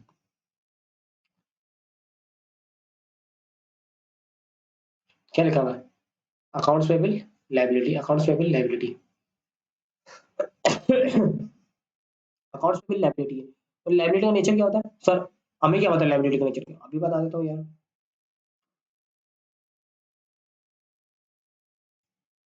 सर लायबिलिटी का नेचर होता है, लायबिलिटी का नेचर, सर लायबिलिटी जब इंक्रीज होती है तो क्या होती है, पहले ये देखो क्रेडिट होती है। लायबिलिटी जब इंक्रीज होती है तो इसका नेचर क्या होगा, क्रेडिट होगा। बात समझ आ रही है, इसका नेचर क्या होगा, क्रेडिट होगा। लायबिलिटी का नेचर क्या होता है, क्रेडिट होता है। लायबिलिटी का नेचर क्या होता है, क्रेडिट होता है। उम्मीद करता हूँ ये बात समझ आ रही होगी, उम्मीद करता हूँ ये बात आपको समझ आ रही होगी। तो सर इसका जो ओपनिंग बैलेंस है, इसका जो ओपनिंग बैलेंस है मेरे लाल, वो कहाँ आएगा, यहाँ आएगा। इसका जो ओपनिंग बैलेंस है वो कहाँ आएगा, वो यहाँ आएगा। ठीक है, एंट्री क्या बनाई थी, purchases debit account payable credit. तो अकाउंट्स पेबल के टी अकाउंट पर आया, और क्रेडिट साइड पे, क्रेडिट साइड पे लिखे क्या, वो अमाउंट जो सवाल में जो एंट्री में आ रही थी, वो अमाउंट जो एंट्री में आ रही थी वो अमाउंट लिखी, और रीजन क्या है, सर रीजन है प्लांट एंड मशीनरी या इन्वेंट्री, या सॉरी इन्वेंट्री नहीं, परचेजेस या परचेजेस। सर जो रीजन होगा वो लिखूंगा ना, अगर ये वाला है तो परचेजेस है, और अगर ये वाला है तो जो एसेट परचेज किया उसका नाम आ जाएगा। ठीक है, परचेजेस। फिर इसका टोटल होगा, फिर टोटल यहाँ पर भी होगा, फिर इन दोनों से टोटल बड़ा होगा, वो एक लाइन छोड़ के एक आ जाएगा यहाँ पर और यहाँ पर। फिर क्लोजिंग बैलेंस कहाँ पर आएगा, अकाउंट्स पेबल का क्लोजिंग बैलेंस यहाँ पर आएगा, क्योंकि इसका ओपनिंग बैलेंस कहाँ है, यहाँ पर है, तो क्लोजिंग बैलेंस कहाँ पर आएगा, डेबिट साइड पर आएगा। उम्मीद करता हूँ ये बात समझ आ गई होगी, और ये इन फ्यूचर आगे जाके लेक्चर में भी बताऊंगा, तो इसमें कोई टेंशन लेने की बात नहीं है। सर आपको मैं एक चीज बताना चाह रहा हूँ, सर ये जो एंट्री बनाई थी हमने, ये जो एंट्री बनाई थी, ये हमने डेबिट क्रेडिट रूल के लिहाज से बताई थी। सर ये वाली एंट्री दिखाता हूँ मैं आपको, दिखाता हूँ दूसरा गोल्डन रूल। सर चीजें आए तो डेबिट, चीजें आए तो डेबिट, चीजें आए तो डेबिट, सर चीजें आए तो डेबिट। ये देखिए भाई, चीज क्या आ रही है यहाँ पर, प्लांट मशीन भी आ रहा है, चीजें आए तो डेबिट, और सर चीजें जाए तो क्रेडिट, चीजें जाए तो क्रेडिट। यहाँ पे चीज कौन सी जा रही है, कैश जा रहा है। ठीक है, इसी तरीके से परचेजेस, कोई ना कोई चीज आ रही है इससे, परचेजेस डेबिट, चीजें आए तो डेबिट, चीजें आए तो डेबिट। परचेजेस एक चीज लेकर आ रही है ना, मतलब ये चीज लेकर आ रही है, सही है, और चीज जा रही है तो क्रेडिट। ये बात तो समझ आती है, कोई मसली वाली बात ही नहीं थी यहाँ पर। सर लेकिन नीचे वाली जो एंट्री है ना, नीचे वाली एंट्री, सर चीजें आए तो डेबिट, चीजें आए तो डेबिट, यानी कि प्लांट मशीनरी बिजनेस में आ रहा है तो डेबिट, और परचेजेस भी बिजनेस में आ रही है तो डेबिट, चीजें आए तो डेबिट। सर कोई चीज जा नहीं रही बिजनेस से, कोई चीज बिजनेस से जा नहीं रही, लेकिन सर कोई दे रहा है, कोई दे रहा है, तो देने वाला क्रेडिट, देने वाला क्रेडिट, देने वाला क्रेडिट, देने वाला क्रेडिट, देने वाला क्रेडिट, कोई चीज दे रहा है, कौन दे रहा है, सर जो देता है, सर उसको कहता हूं मैं अकाउंट्स पेबल। जो देता है मुझे कोई चीज, उसको कहता हूं मैं अकाउंट्स पेबल। जो कोई चीज मुझे देता है उसको मैं कहता हूँ अकाउंट्स पेबल, अकाउंट्स पेबल। तो सर उम्मीद करता हूँ ये बात समझ आ रही होगी, अकाउंट्स पेबल सही है। देने वाला क्रेडिट, देने वाला कौन है सर, यहाँ पे ओनर नहीं है, यहाँ पे कोई सप्लायर है, और उसने अगर मुझे कोई चीज उधार पे दी है तो मैं उसको कहूंगा अकाउंट्स पेबल, कि मुझे उसके पैसे देने, मुझे उसके पैसे देने हैं। उम्मीद करता हूं आपको एसेट कोई परचेज समझ आ गई होगी, कैश पे भी और क्रेडिट पे भी। जब इसके प्रैक्टिकली सवाल देखेंगे तो ये एंट्री हम बनाएंगे। सर आगे बढ़ते हैं। सर एसेट सेल भी तो हो सकता है, एसेट सेल भी तो हो सकता है, बिल्कुल हो सकता है। सर एसेट अगर सेल हो रहा है तो इसके जनरल जनरल कैसे बनाएंगे? जनरल या अल्लाह, सर आप कितने गरीब है, आपका पेन भी नहीं चल रहा। पे गरीब की बात नहीं है, 15,000 रुपए का पेन है, फिर भी नहीं चल रहा। साला गुस्सा आ रहा है मुझे। सर आप कैसी कैसी बातें कर रहे हैं, क्या करूं? एसेट सेल हो रहा है, किस पे सेल हो रहा है? कैश पे सेल हो रहा है, ठीक है। तो एसेट सेल हो रहा है, लेकिन अदर देन किसके? स्टॉक, गुड्स, मर्चेंडाइज, इन्वेंट्री के। इनके अलावा कोई चीज परचेज हो रही है, सेल हो रही है, ठीक है। सर अगर ये चीज परचेज हो रही है, ओ सॉरी सेल हो रही है, सेल हो रही है, ना सेल हो रही है, बार बार परचेज बोला ना, वही जहन में आएगा। तो सर मतलब ये चीज जारी होगी, ये चीज जारी होगी, ठीक है। यानी कि एसेट जा रहा होगा मेरे पास से, एसेट जा रहा होगा, एसेट जा रहा होगा, समझ आ रही है? एसेट कम हो रहा होगा, एसेट को कम हो रहा होगा, और एसेट कम होता तो क्रेडिट होता है। सर कैसे बता? अबे ये देख ले यार, हर चीज के लिए ना तुझे रीजन चाहिए। देखो, चलो यहाँ से देख लो कि सर एसेट कम होता है तो क्या होता है? क्रेडिट होता है। एसेट कम होता है तो क्या होता है? क्रेडिट होता है। तो सर यहाँ पर एसेट कम हो रहा है तो मैंने एसेट को कम कर दिया, कैसे? क्रेडिट करके। और उस एसेट को कम किया है, अगर ये इनके अलावा परचेज किया था, जो कम करूंगा ना उसका नाम से कम करूंगा, उसके नाम से कम करूंगा, उसके नाम से कम करूंगा। उम्मीद करता हूँ ये बात आपको समझ आ गई होगी। सर जो नाम है ना, जैसे परचेज करते हुए उसका नाम लिखा था, वैसे ही सेल करते हुए इसका नाम लिखूंगा कि प्लान एंड मशीनरी मेरे बिजनेस से गया। सर कैश पे परचेज सेल किया है ना, तो बदले में क्या आएगा? कैश आएगा। और कैश भी क्या होता है? एसेट होता है। और एसेट जब आता है तो डेबिट होता है, एसेट जब आता है तो डेबिट होता है, एसेट जब आता है तो डेबिट होता है, ठीक है सर। सर यानी कि एसेट डेबिट, एसेट डेबिट। और सर दूसरे रूल, दूसरे अकाउंटिंग रूल के लिहाज से देखें, गोल्डन रूल के लिहाज से, तो गोल्डन रूल क्या कहता है? गोल्डन रूल कहता है भाई कि चीजें आई तो डेबिट, चीजें आई तो डेबिट, चीजें आई तो डेबिट, चीजें आई तो डेबिट, चीजें आई तो डेबिट, चीजें आई तो डेबिट, चीजें आई तो डेबिट। चीज क्या आई यहाँ पर? Plant and machine, oh sorry cash आया। चीज क्या आई? कैश आया, कैश आया तो डेबिट। और चीजें जाए तो क्रेडिट, चीजें जाए तो क्रेडिट, चीजें गई तो क्रेडिट, चीजें गई तो क्रेडिट। यानी कि सर एक एसिड आया और एक एसिड चला गया, तो इफेक्ट क्या पड़ा होगा?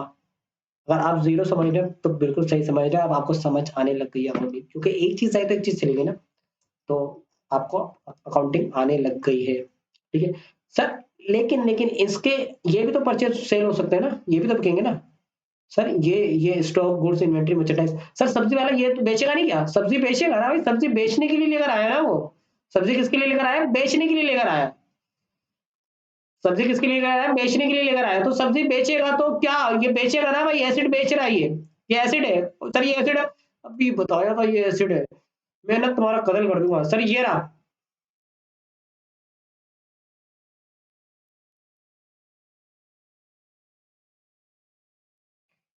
सर क्या है ये? सर ये एसिड है। ये क्या है? एसिड है। उम्मीद करता हूँ ये बात आपको समझ आ गई होगी।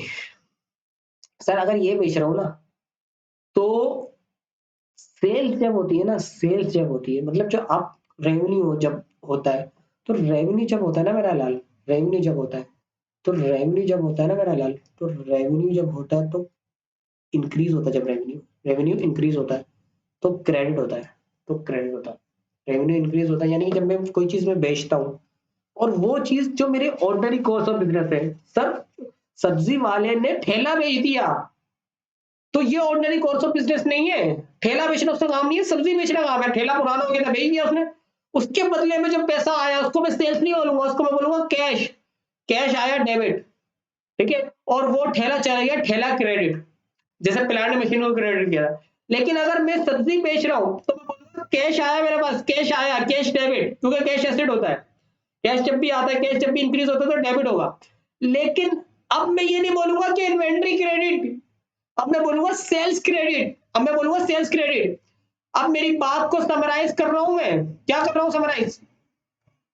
सर मैं बोल रहा हूं गुड्स, इन्वेंट्री, स्टॉक, मर्चेंडाइज अगर ये परचेज होंगी तो इसके बदले में परचेजेस ही लिखूंगा, और अगर यही चीजें सेल होंगी तो मैं सेल्स लिखूंगा।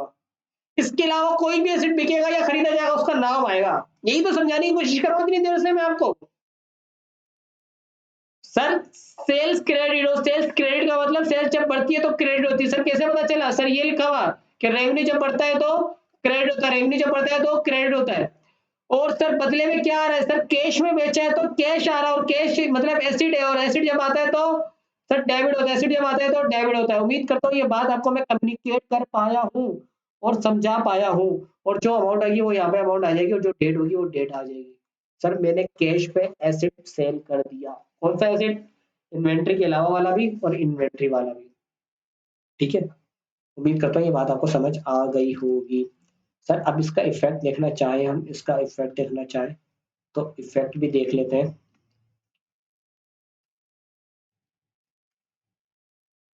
बोल रहा है एसिड को सेल किया आपने, बोल रहा है आपने एसिड को सेल किया है, लेकिन कौन सा acid? Other than stock inventory goods, cash में, कैश में।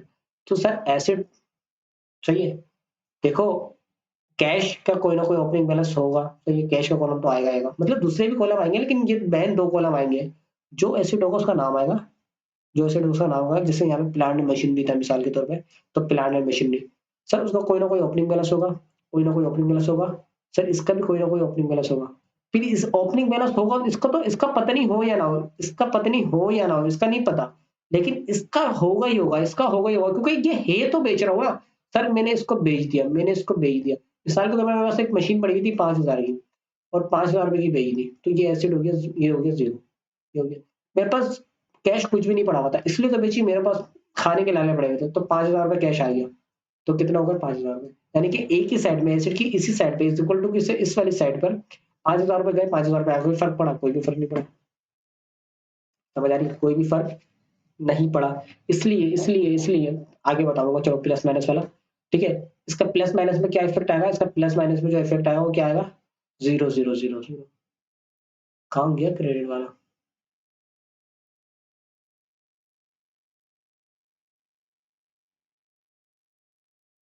खैर इसका जो प्लस माइनस में फर्क आएगा, अगर मैं प्लस माइनस वाला इफेक्ट भी आपके सामने लिखूं,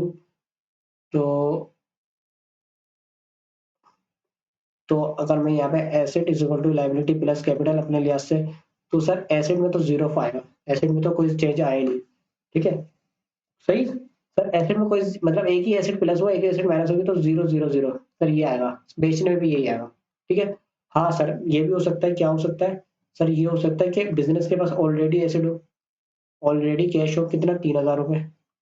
ठीक है, तो पहले कितने थे? 8,000 रुपए। बिजनेस का तो पहले कितने थे? 8,000 रुपए। ठीक है, 8,000 रुपए थे, ये 3,000, ये वाले 3,000 और ये वाले 5,000। अब ये 5,000 रुपए चलेगा, ये 5,000 रुपए चलेगा, और अकाउंटिंग में कोई भी चीज जब जाती है ना, ब्रैकेट में लिखते हैं, नेगेटिव में लिखते हैं उसको। ये 5,000 रुपए चलेगा, तो बदले में 5,000 रुपए आ गए, तो ये अब दोबारा 8,000 रुपए हुए। समझ आ रही है? कान कहाँ से पकड़ू, बराबर ही रहेगा। सही है। अच्छा सर ऐसा भी तो हो सकता है क्या? मैं आपको बताता हूँ। डेप्रिसिएशन पढ़ी है हमने मेरे से? बिल्कुल पढ़ी है।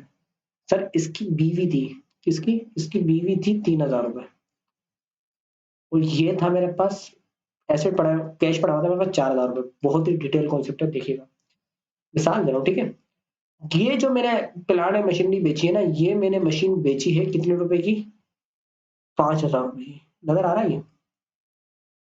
हाँ तो रहा है। मेरे ऊपर लाइट बहुत ज्यादा आ रही है ना, तो मुझे नजर नहीं आ रहा कि स्क्रीन में क्या चल रहा है। तो 5,000 रुपए, मैं तो सिर्फ अंधा करने का काम कर रहा हूँ। तो 5,000 रुपए। सर मैंने ये चीज बेची 5,000 रुपए की। Sorry sorry sorry sorry sorry. Sir ये चीज 3,000 रुपए की मेरे पास पड़ी हुई है, और ये चीज मैंने बेच दी, तो 3,000 रुपए माइनस होगा मेरे पास से। तो यहाँ पे कितना हो गया? जीरो हो गया। ठीक है, लेकिन इसके बदले में जो मेरे पास पैसे आए ना, वो कितने आए? वो आए 5,000 रुपए। वो कितने आए? वो आए कितने? 5,000 रुपए। सर 3,000 की चीज 5,000 में बेची थी, 3,000 की चीज 5,000 में बेची थी। ठीक है, अब मुझे 2,000, अब देखो बात सुनो, इसका जो टोटल करूंगा तो कितना टोटल होगा? अब जो टोटल करूंगा, सर अब टोटल हो जाएगा 9,000 रुपए। पहले बिजनेस में थे 7,000 रुपए, अब बिजनेस में 9,000 रुपए। सर कितने हजार रुपए ज्यादा है? सर 2,000 रुपए ज्यादा है, 2,000 रुपए ज्यादा है सर, 2,000 रुपए ज्यादा है। ये क्यों है? क्योंकि मुझे प्रॉफिट हो गया, मुझे क्या हो गया? प्रॉफिट हो गया। और प्रॉफिट किसका होता है? ओनर का होता है। तो 2,000 रुपए यहाँ पे लिख दूंगा। देखो 3,000 रुपए यहाँ से माइनस हो गए, 3,000 रुपए यहाँ पे आ गए, कोई फर्क ही नहीं पड़ा, लेकिन 2,000 रुपए यहाँ पे एक्स्ट्रा आ गए, इक्वल टू के 2,000 रुपए यहाँ पे एक्स्ट्रा आ गए। अब 2,000 रुपए कहाँ पे चले जाएंगे? कैपिटल में चले जाएंगे। अब ये 2,000 रुपए कैपिटल में चले जाएंगे। समझ आएगी बात? उम्मीद करता हूँ ये बात आपको समझ आई होगी। सर दूसरी एग्जाम्पल देता हूँ।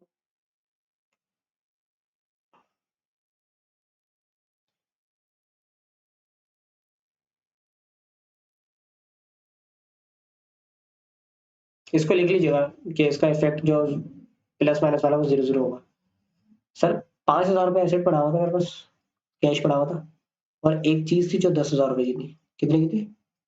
10,000 रुपए की। लेकिन मैंने उसको बेच दिया, मैंने उसको बेच दिया कितने में? उसको मैंने बेच दिया 8,000 रुपए में। अच्छा, चीज जितने की जा रही है उतने से क्रेडिट करूंगा, चीज जितने की जा रही है उतने से क्रेडिट करूंगा। मुझसे भी गलती हो रही है और आपसे भी गलती होगी, ठीक है। चीज कितने की जा रही है मेरे पास से? 10,000 की। तो चीज तो मेरे पास से चली गई 10,000 की, मतलब मैंने प्लांट और मशीनरी बेच दिया, मेरे पास प्लांट और मशीनरी कितना हो गया? 0 हो गया। लेकिन उसके बदले पैसे कितने आए? उसके बदले जो पैसा आए ना मेरे पास, वो जो पैसे आए मेरे पास वो कितने आए? 8,000 रुपए। पहले बिजनेस में थे 15,000, 15,000 के एसेट, 5,000 ये और 10,000 ये, 15,000 के एसेट। अब बिजनेस में एसेट है 8 5 13, 13,000 के एसेट। सर 13,000 के एसेट फर्क हो गया। सर 2,000 रुपए का लॉस कर लिया आपने, 2,000 रुपए का लॉस कर लिया। अब ये लॉस लॉस भी ओनर का होता है। जब इनकम इनकम इनकम ओनर की है तो लॉस भी ओनर का है। 2,000 रुपए यहाँ से माइनस हो जाएंगे, तो सर ये बराबर हो जाएगी इक्वेशन। सर 2,000 रुपए यहाँ से कम हो गए, इस इक्वेशन की साइड से 2,000 रुपए यहाँ से कम हो गए, इस इक्वेशन, और बाकी 10,000 8,000 रुपए तो यहाँ पे कम बढ़ गए और यहाँ से कम हो गए। कोई मसला नहीं, कोई मसला नहीं। बात समझ आ रही है? उम्मीद करता हूँ ये बात मैं आपको समझा पाया हूँ, कम्युनिकेट कर पाया हूँ। सर अगर आपने इन्वेंट्री बेची है, सर इन्वेंट्री बेची है, सर एसेट पे ये गेन और लॉस, मतलब गेन भी हो सकता है, लॉस भी हो सकता है, और कुछ भी नहीं हो सकता। लेकिन जब मैं इन्वेंट्री बेचता हूँ ना, इन्वेंट्री, इन्वेंट्री में फला और बहबूद के लिए नहीं बेच रहा, समझ आ रही है? कैश ट्रांजेक्शन फला और बहबूद के लिए नहीं बेच रहा, यानी कि मैं लोगों को फलाई काम नहीं कर रहा। मैंने सब्जी की दुकान खोली है, मैंने इसलिए लोगों को मतलब भूखे न सोए, मैंने अपने कमाने के लिए खोली, समझ आ रही है? सेल्स करूंगा इन्वेंट्री गुड्स। तो सर एसेट्स होंगे, लाइबिलिटीज होंगी और कैपिटल होगा। एसेट में क्या होगा? कैश होगा और मर्चेंडाइज इन्वेंट्री के दो कॉलम बनेंगे, ठीक है। सर एसेट जीरो भी हो सकता है और कुछ भी हो सकता है, तो मिसाल ले लो तो पहले जीरो की। सर ये मर्चेंडाइज इन्वेंट्री मेरे पास 5,000 की पड़ी हुई थी। कितनी की पड़ी हुई थी? 5,000 की। उसमें से मैंने 3,000 की बेची थी। कितनी की बेची थी? 3,000 की बेची थी। मिसाल दे रहा हूँ, सारी इन्वेंट्री नहीं बेचता, सब्जी वाला सब सब्जी नहीं बेचता। यहाँ पे प्लांट मशीनरी 10,000 का 10,000 का बेच दिया। मैं अज्यूम कर रहा हूँ यहाँ पे प्लांट मशीनरी कितना था? एक ही था, एक ही था। सर दो दो भी तो हो सकते हैं, 5-5 हजार वाले, हाँ हो सकते हैं, क्योंकि 5-5 हजार वाले होंगे शायद, इसमें से ये बेचा हो, हाँ हो सकता है। तो 5,000 रुपए का ये तो पड़ा हुआ होगा, हाँ पड़ा हुआ होगा। समझ आ रही है बात? समझ आई? मैं बोल रहा हूँ 5,000 रुपए ये पड़े होंगे। तो इसने 5,000 की इन्वेंट्री पड़ी हुई, लेकिन इसने कितनी की बेची? सिर्फ 3,000 की। तो 2,000 रुपए की इन्वेंट्री पड़ी हुई इसके पास, हाँ।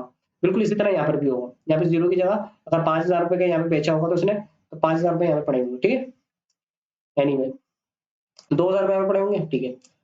सर इसके पास कोई भी कैश नहीं था, तो इसके बाद टोटल एसेट कितने थे? पहले 5,000 की। सर इसने 3,000 रुपए की चीजें बेची। अब जो 3,000 की चीजें बेची ना बेटा, उसने फला और बहबूद के लिए नहीं बेची, उसने वो चीजें चीजें बेची 4,000 रुपए की, ताकि उसको प्रॉफिट आए। तो इसके बाद टोटल कैश कितना हो गया? 4,000 रुपए। तो 4,000 और 2,000, 6,000 रुपए टोटल एसेट हो गए। 6,000 के पहले थे 5,000 के, 1,000 रुपए ज्यादा आ गया। 1,000 रुपए से ये साइड बढ़ गई, 1,000 से ये साइड बढ़ गई। अब सर इस साइड पे इफेक्ट आना चाहिए, तो कैपिटल प्रॉफिट ले लेगा, 1,000 रुपए से कैपिटल बढ़ जाएगा, ठीक है बेटा। सर बिल्कुल इसी तरीके से एग्जाम्पल को चेंज करते हैं, एग्जाम्पल को ये बोलते हैं ये 4,000 की नहीं बल्कि क्या करा है? सर ये 4,000 की नहीं, क्या करी इसने? ये बेच दी कितने की? 3,000 की, सॉरी 2,500 की। कितने की? 2,500 की। तो सर अगर 2,500 की इसने ये बेची है, तो 2,500 और 2,000, 4,500, पहले थे 5,000, 500 रुपए का लॉस नजर आ रहा है, तो ये लॉस इधर चला जाएगा। 5,000 500 से ये साइड कम हो गई, तो 500 से इन दोनों साइड में से कुछ कम होनी चाहिए, लेकिन एक्सपेंसेस कहाँ पे जाके क्लोज होते हैं? कैपिटल में। एक्सपेंसेस और इनकम कहाँ पे जाके क्लोज होती है? कैपिटल में। उम्मीद करता हूँ ये बात आपको समझ आ गई होगी। सर इसका टी अकाउंट भी देख लेते हैं हम। टी अकाउंट, सर सेल्स करा मैंने एसिड, तो टी अकाउंट एसिड सेल करें, किस में करें? कैश में करें। कौन सा acid? Other than stock goods and inventory. सही है। एसिड का जो भी नाम होगा वो आ जाएगा, एसिड का जो भी नाम होगा वो आ जाएगा यहाँ पर। यहाँ पे डेबिट आ जाएगा और यहाँ पे क्रेडिट आ जाएगा। सर एसिड का ओपनिंग बैलेंस किस सेट पर आता है? सर नेचर देखना पड़ेगा, और एसिड का नेचर होता है डेबिट। क्यों? क्योंकि एसिड जब इंक्रीज होता है तो डेबिट होता है, तो एसिड का नेचर होता है डेबिट, इसलिए इसका ओपनिंग बैलेंस डेबिट साइड पर आएगा। ये डेबिट साइड पे मैंने लिख दिया इसका ओपनिंग बैलेंस। सर एंट्री के लिहाज से एसिड हुआ था क्रेडिट, प्लांट एंड मशीनरी हुई थी क्रेडिट। यहाँ पे क्या थे? Acid, plant and machinery. Plant and machinery हुई थी क्रेडिट और कैश हुआ था डेबिट, कैश हुआ था डेबिट। तो सर प्लांट एंड मशीनरी के टी अकाउंट पर आया, प्लांट एंड मशीनरी के टी अकाउंट पर आया, प्लांट एंड मशीनरी के टी अकाउंट पर आया और क्रेडिट साइड पे वो अमाउंट लिख दी जितने से वो क्रेडिट हुआ। सही है। और रीजन क्या है? इसके बदले में कैश आया, इसके बदले में क्या है? कैश आया है। ठीक है। तो जरूरी कोई है बिजनेस में एक ही एसिड हो, बहुत सारे एसिड हो सकते हैं, बहुत सारे प्लांट मशीनरी हो सकता है। तो एसिड का जो क्लोजिंग बैलेंस है वो बाय डिफॉल्ट यहाँ पर आना चाहिए, लेकिन ऐसा भी हो सकता है यहाँ पर भी आ सकता है, यहाँ पर आ सकता है, फिर बता रहा हूँ डिस्पोजल के वक्त यहाँ पे आ सकता है। जरूरी नहीं है कि यहीं पर ही आए, लेकिन 99% कहाँ पर आएगा? यहाँ पर ही आएगा, क्योंकि ओपनिंग बैलेंस यहाँ आ रहा है तो क्लोजिंग बैलेंस यहाँ अपोजिट साइड पर आता है। लेकिन कभी कभार ऐसा हो सकता है ओपनिंग और क्लोजिंग एक ही लाइन पर, एक ही साइड पर आ जाए। इसी तरीके से सर वहां पे मैंने कहा था कि सेल्स, वहां पे क्या था? परचेजेस। यहाँ पे कह रहा हूँ सेल्स करिए। क्या करेंगे? सेल्स। ये डेबिट हो गया, ये क्रेडिट हो गया। ठीक है। सेल्स का नेचर क्या होता है? सेल्स का नेचर होता है क्रेडिट। सर कहाँ? अभी पढ़ाया था मैंने आपको थोड़ी देर पहले। सर सेल्स का नेचर होता है क्रेडिट, तो ओपनिंग बैलेंस इसका यहाँ नहीं आएगा, गलती से लिखा हुआ ये, यहाँ नहीं आएगा, बल्कि कहाँ आएगा? सर इसका नया ओपनिंग बैलेंस आएगा यहाँ पर, इसका ओपनिंग बैलेंस आएगा यहाँ पर। और जो भी ओपनिंग बैलेंस होगा जीरो भी हो सकता है, वो भी हो सकता है, कुछ भी हो सकता है, मुझे नहीं पता। ठीक है। जो भी बैलेंस होगा वो आ जाएगा। ठीक है। सेल्स हुई थी क्रेडिट, सेल्स हुई थी क्रेडिट और रीजन था कैश। सर कैसे पता चला आपको? सर मैं एंट्री दिखा देता हूँ आपको, कोई मसला नहीं है इसमें, इतनी बड़ी बात नहीं है, 2 मिनट लगेंगे। सर देखिए सेल्स क्रेडिट हुई है, लेकिन यहाँ पे अकाउंट रिसीवेबल आया हुआ है, यहाँ पे देख लेते हैं सेल्स क्रेडिट हुई है और कैश हुआ हुआ है डेबिट। तो सर आ जाए अपने उस पर। तो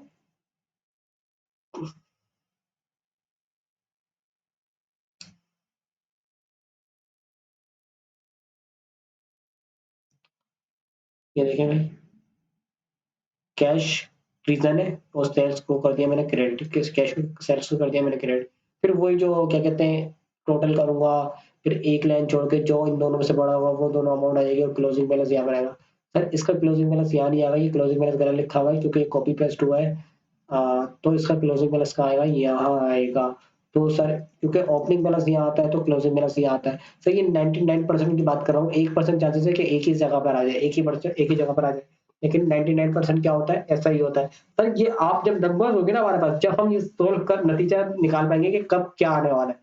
अभी नंबर्स नहीं है, अभी मैं सिर्फ आपको शेयर करवा रहा हूँ टी अकाउंट की, टी अकाउंट बनाते कैसे, क्योंकि जब मैं टी अकाउंट सवाल में सोल्व कराऊंगा ना फिर आपको थोड़ी बहुत नो हाउ हो यार मैं क्या कर रहा हूँ। ऐसा नहीं है कि कहते हैं आप यूं हक्का बक्का बैठेगा सर क्या कर रहे हैं, ऊपर से जा रहे हैं हमारे बेटा, इसलिए ऊपर से अभी समझ ले तू, नंबर नहीं है। ठीक है। नंबर नहीं है अभी। तो सर अच्छा देखो, मैंने कहा था अकाउंटिंग इक्वेशन में, ओ सॉरी अकाउंटिंग इफेक्ट में, अकाउंटिंग इफेक्ट में मैंने कहा था कि एसेट सेल किया है, एसेट सेल किया है किस पे? कैश पे। ये देखो रेजर से मैं मिटाऊं उसको पहले, एसेट सेल किया है कैश पे, अदर देन स्टॉक इन्वेंटरी वाला। ठीक है। तो सर आपके पास जो इक्वेशन पे इफेक्ट आएगा प्लस माइनस वाला वो कुछ भी नहीं आएगा, क्योंकि एक एसिड गया दूसरे में एसिड आ गया बदले में। ठीक है। कोई इफेक्ट नहीं आएगा, मैंने ये बात करी है। ठीक है।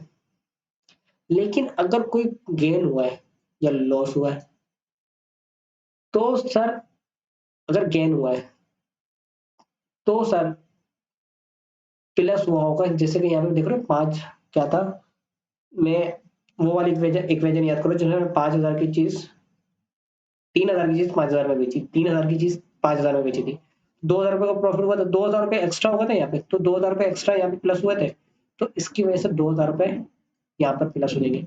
ये कब होगा, ये कब होगा, जब नो प्रॉफिट और नो लॉस होगा। नो प्रॉफिट नो लॉस, यानी कि बीवी में बेचा होगा, जो बुक वैल्यू होगी वही होगी। समझ आ रही है? बुक वैल्यू पे अगर बेचा है आपने, बुक वैल्यू पे बेचा है, बुक वैल्यू को आपको मुझसे ज्यादा जानता है, बुक वैल्यू क्या होती है, जिसमें से एक्यूमुलेटेड डेप्रिसिएशन माइनस होती है। अगर उस पे बेचा है, अगर मार्केट वैल्यू और बुक वैल्यू बराबर है तो no gain no loss. No gain और नो लॉस होगा तो सर ये वाला इफेक्ट आएगा। लेकिन अगर गेन होगा तो सर ये वाला आएगा। समझ आ रही है? क्योंकि पैसा ज्यादा आएगा, तो 2000 रुपये ज्यादा आएगा तो वो आपके से क्या बढ़ा देगा, आपका कैपिटल बढ़ा देगा। लेकिन सर ऐसा भी तो पॉसिबल है, ऐसा भी तो पॉसिबल है पैसा कम आए। तो जैसे यहाँ पे 10,000 रुपए की चीज 8,000 में बेची, 2,000 का नुकसान हो गया आपको, 2,000 का नुकसान हो गया आपको, तो सर ये 2,000 का नुकसान यानी कि माइनस हुआ ना, माइनस हुआ। तो सर एक लाइबिलिटी में कोई इफेक्ट नहीं आया, लेकिन यहाँ पे 2,000 रुपये माइनस हो जाएंगे कैपिटल से। ये कब होगा, ये कब होगा लाल? ये होगा मेरा बच्चा, अल्लाह भला करे आपका। अच्छा मैं आपको बेटा बोलता हूँ तो आपको अजीब तो नहीं लगता? क्योंकि मैं भी छोटा ही हूँ, इतना बड़ा नहीं हूँ, अभी तो शादी शादी की उम्र नहीं हुई। ये कब होगा, जब लॉस होगा। ठीक है, ये कब होगा, ये लॉस होगा। अभी तो मुझे सीए करना है, उसके बाद जाके कुछ करेंगे। सर आप क्या कर रहे हैं, इतना लंबा लेक्चर हो गया, आपको पता है ये बात? हाँ पता है ये बात, क्या करूँ मैं? सर ये सारी चीजें एक साथ पढ़ानी थी इसलिए। सर ये मैंने इसका बताया, अब मैं इसकी बात कर रहा हूँ, इसकी बात कर रहा हूँ। सर इन्वेंटरी है ना, इन्वेंटरी, इन्वेंटरी पे प्रॉफिट होगा या लॉस होगा? इन्वेंटरी ऐसे नहीं बेचता कि नो प्रॉफिट नो लॉस, सही है?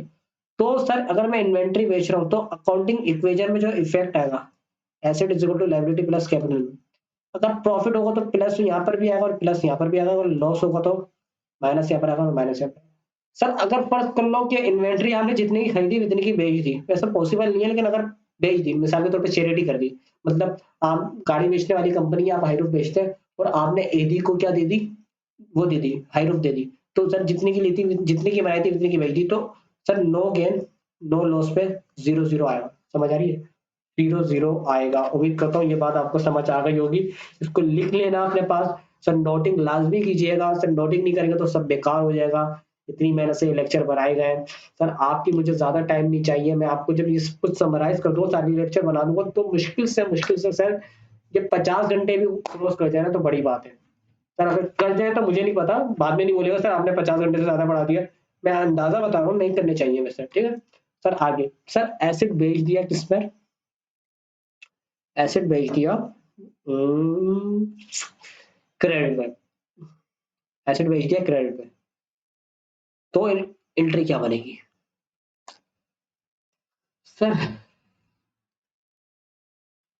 एसिड बेच दिया आपने किस पर, आई नो आप थक गए होंगे, मैं नहीं थका, क्रेडिट पे, other than stock goods merchandise inventory. इसलिए मैंने कंफर्टेबल कपड़े पहने कि आज के लेक्चर की ड्यूरेशन है ना, हर लेक्चर की ड्यूरेशन लंबी होगी, तो इसकी वजह से मैंने कहा कि मतलब फॉर्मली कपड़े पहनने की कोई जरूरत नहीं है।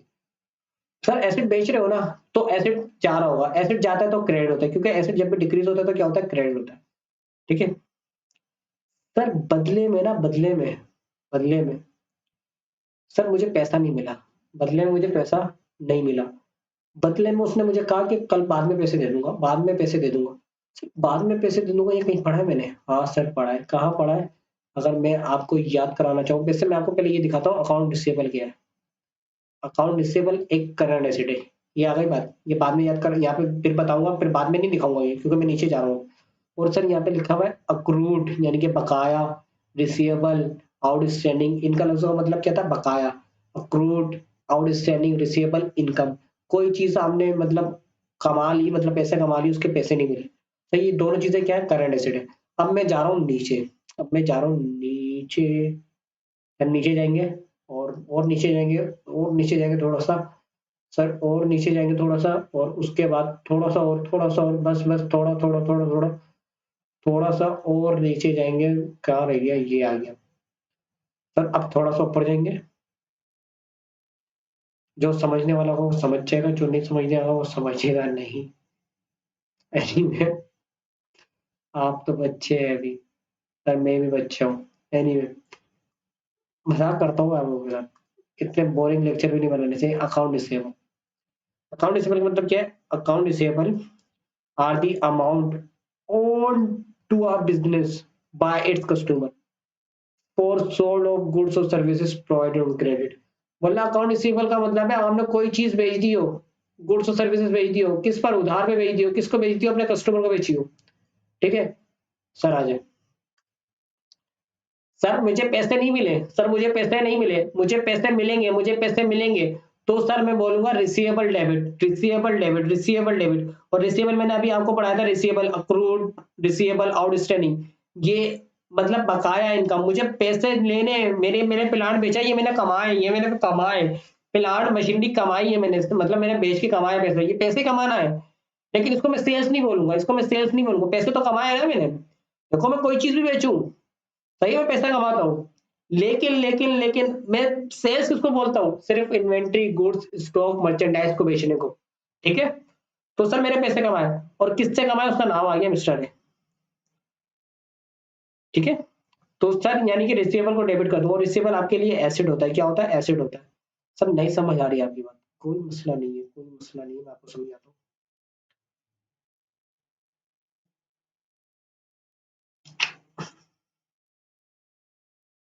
चीजें जाए तो डेबिट, चीजें जाए तो क्रेडिट, पहले तो ये बात है, चीजें जाए तो क्रेडिट,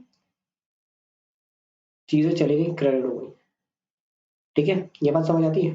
आगे, लेने वाला डेबिट, लेने वाला डेबिट। सर लिया किसने, मिस्टर ए ने, उसको डेबिट कर दो ना, उसको डेबिट कर दो क्योंकि उसने पैसे नहीं दिए। लेने वाला डेबिट। ठीक है, सर बिजनेस से लिया उसने, अगर कोई बिजनेस को देता है तो देने वाला क्रेडिट, अगर कोई बिजनेस से लेता है तो लेने वाला डेबिट। सही है, उम्मीद करता हूँ ये बात समझ आ गई होगी। सर यहाँ पे अमाउंट आ जाएगी, और यहाँ पे डेट वेट आ जाएगी, जो भी होगी। ठीक है, ये तो कोई मतलब लॉजिक सी बात है। सर लेकिन अगर मैंने बेचा क्या, मैंने बेचा स्टॉक, गुड्स, मर्चेंडाइज, इन्वेंट्री, तो सेल्स क्रेडिट, क्योंकि ये अगर मैं बेचता हूँ, ये चारों चीजें अगर मैं बेचता हूँ तो क्रेडिट क्या होती है, सेल्स होती है। क्रेडिट क्या होती है, सेल्स होती है। तो उम्मीद करता हूँ ये बात आपको समझ आ गई होगी। ठीक है, सेल्स क्रेडिट हो गई। सर लेकिन यहाँ पे मैं लिखता हूँ account receivable, account receivable. Sir वहां पे लिखा सिर्फ रिसीवेबल, मैं अब आपको समराइज करता हूँ। देखो, मर्चेंडाइज, गुड्स, इन्वेंट्री, स्टॉक, अगर आप इसको सेल करते हो तो आप यूज करते हो अकाउंट रिसीवेबल, उधार पर। ठीक है, और अगर आप यही चीजें परचेज करते हो तो आप यूज करते हो अकाउंट्स पेएबल, उधार पर। ये अकाउंट्स पेएबल और अकाउंट रिसीवेबल है ना, बहुत स्पेसिफिक लफ्ज है इन चारों के लिए। ये स्पेशल चीजें हैं, इन्वेंट्री, गुड्स, स्टॉक, मर्चेंडाइज, इनके लिए अलग यूज होता है। लेकिन इसके अलावा इसके इन चारों चीजों के अलावा कोई चीज आप परचेज करते हो, कोई भी चीज उधार पर, तो आप सप्लायर को पेबल करते हो, सप्लायर पेबल, उसका नाम के साथ। और अगर आप कोई चीज भी बेचते हो तो उसके नाम के साथ रिसीवेबल डेबिट कर देते हो, जैसे यहाँ पे लिखा हुआ है रिसीवेबल डेबिट मिस्टर।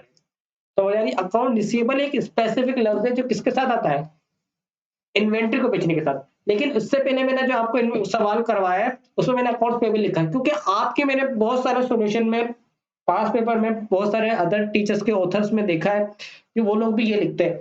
लेकिन एज अ प्रैक्टिकल में जो जितनी सीए की नॉलेज रखता हूँ, या जितना मुझे मेरे टीचर्स ने पढ़ाया है, तो यहाँ पर अकाउंट्स पेबल नहीं आना चाहिए, मगर पेबल टू सप्लायर आना चाहिए। एनीवे, उम्मीद करता हूँ ये बात समझ आ गई होगी। सर एक बात बहुत इंपॉर्टेंट है जो मैं बताना आपको शुरू में भूल गया था, अब बता देता हूँ, कोई मसला नहीं है। सर अगर मैं ये चीजें बेच रहा हूँ ना, मतलब इन्वेंट्री, गुड्स, स्टॉक के अलावा, इसको कहते हैं डिस्पोजल होना, इसको कहते हैं डिस्पोजल होना, मतलब डिस्पोज कर रहा हूँ मैं।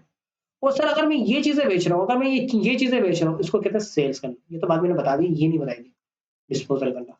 समझ आ रही बात, उम्मीद करता हूँ ये बात आपको समझ आ गई होगी। और सर उसके लिहाज से देखो, गोल्डन रूल के लिहाज से, तो गोल्डन रूल के लिहाज से भी यही होगा। सर लेने वाला डेबिट, लेने वाला डेबिट, लेने वाला कौन है, मिस्टर बी है। लेने वाला कौन है, मिस्टर बी है। लेने वाला डेबिट,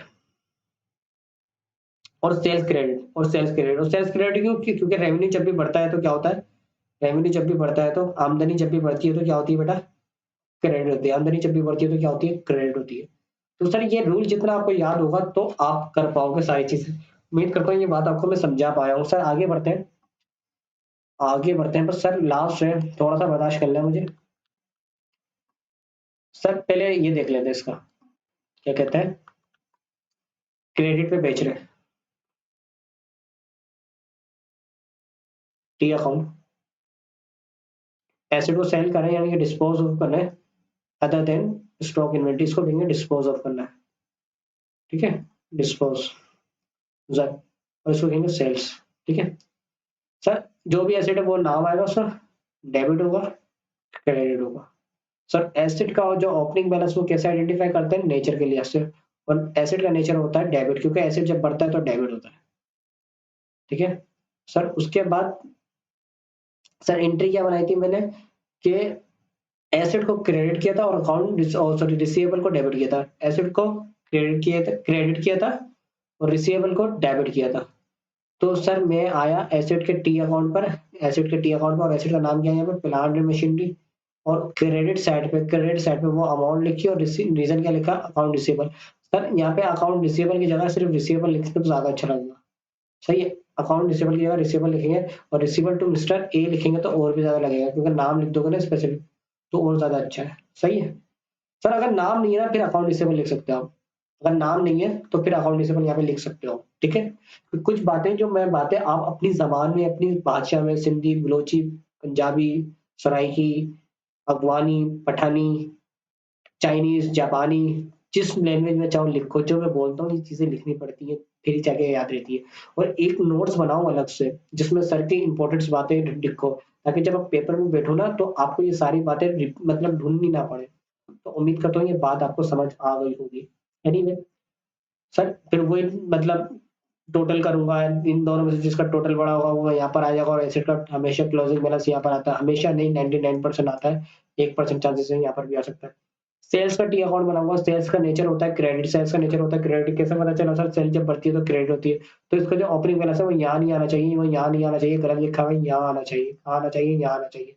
और इसका क्लोजिंग बैलेंस यहाँ भी नहीं आना चाहिए, क्योंकि इसका ये भी गलत लिखा हुआ है, ये यहाँ आना चाहिए। उम्मीद करता हूँ ये बात आपको समझ आ गई होगी।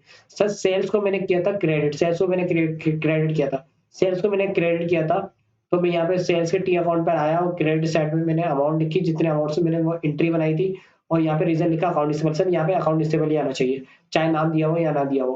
तो फिर इन दोनों को टोटल किया, टोटल करके जो क्लोजिंग बैलेंस आ गया वो यहाँ पर आ गया 99.99%, यहीं पर ही आएगा। 1-2% चांस है कि अलग नेचर पर आ जाए, अलग जगह पर आ जाए, मतलब अपोजिट जगह पर आ जाए। सर इसी तरीके से अगर इफेक्ट देखना चाहें हम उधार वाला, तो सर हमने एसेट बेचा होगा, हमने एसेट बेचा होगा, एसेट बेचा है, सेल्स किया, लेकिन किसके अलावा, स्टॉक इन्वेंट्री गुड्स के अलावा, ठीक है। तो अकाउंट रिसीवेबल आ जाएगा, एक नया नाम, एसेट में अकाउंट रिसीवेबल आ जाएगा और प्लांट एंड मशीनरी आ जाएगा। अगर अकाउंट रिसीवेबल पहले से कोई बैलेंस हो वो आ जाएगा, वरना जीरो होगा, ठीक है। ये बात आपको समझ आ गई होगी। और एसेट का जो भी बैलेंस होगा मतलब अमाउंट होगी वो आ जाएगी, और जितना का मैंने एसेट किया वो आ जाएगा। कोई ना कोई क्लोजिंग बैलेंस बच सकता है और कोई जीरो भी हो सकता है, क्योंकि अगर दूसरे भी प्लांट एंड मशीनरी है मेरे पास तो उनकी अमाउंट बच जाएगी, जितने का मैंने बेच दिया उतने का खत्म हो जाएगा। और अकाउंट उसकी और उसी अमाउंट से मेरे पास मतलब जरूरी नहीं है उसी अमाउंट से, जरूरी नहीं है उसी अमाउंट से, फिर बता रहा हूँ। मतलब फिर मेरे पास कोई ना कोई अकाउंट डिसेबल क्रिएट हो जाएगा कि मुझे इससे पैसे लेने हैं, ठीक है।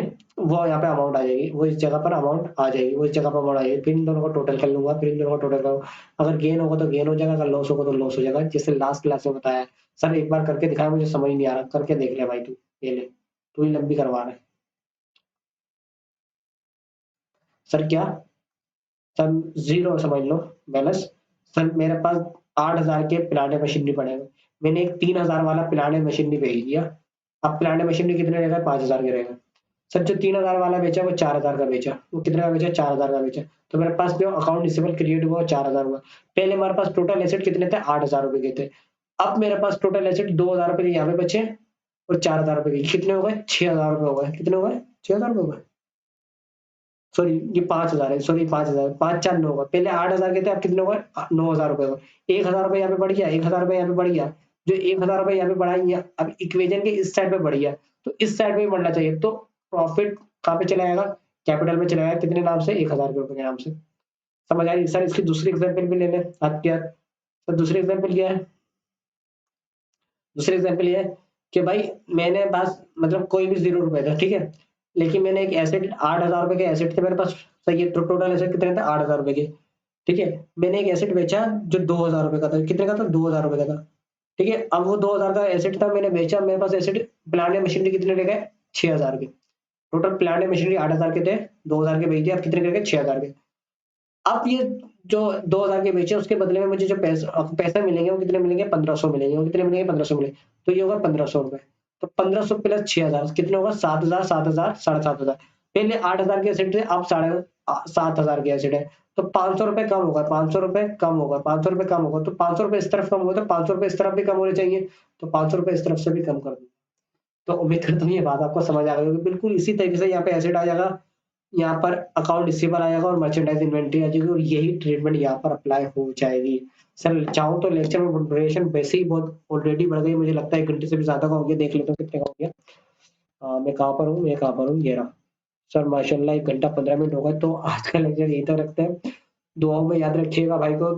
उम्मीद करता हूँ मैं आपको ये आज का लेक्चर कम्युनिकेट कर पाया हूँ, समझा पाया हूँ। सर मिलते हैं अगले लेक्चर में। अल्लाह हाफिज।